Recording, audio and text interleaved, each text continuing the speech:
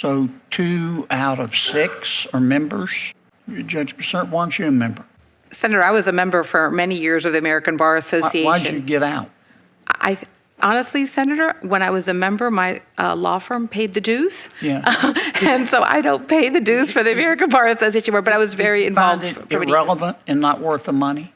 No, sir.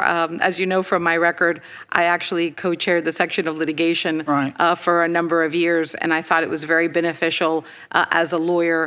But it wasn't important enough to you to pay yourself?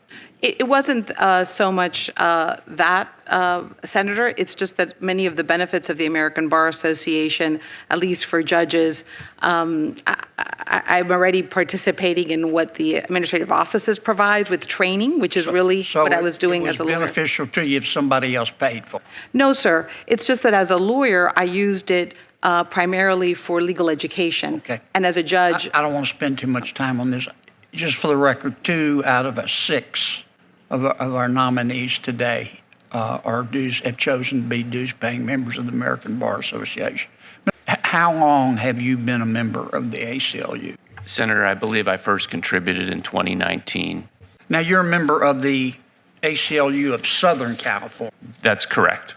All right. A couple years ago, the ACLU of Southern California put out a statement. They said that U.S. policing has, quote, historical roots in slave patrols, close quote. And the ACLU chapter of Southern California went on to say that police presence has, quote, devastating and discriminatory impacts on tens of thousands of California students, close quote. You agree with that? Senator, I'm not familiar with that letter. I have never seen that letter. But I just read it to you. You agree with what that letter said? I don't have information relevant to that. You don't agree with it, or you do agree with it? I can talk to my experience in law enforcement. No, sir, I'm asking you if you agree or disagree with the statement of an organization that you chose to join. Right, Senator. As an assistant United States attorney. I understand, Senator. I would have to know a lot more about where that comes from in order to evaluate it.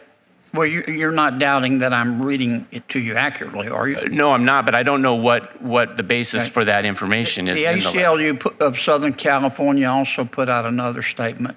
They said, quote, ICE is not welcome here, close quote. Do you agree with that statement?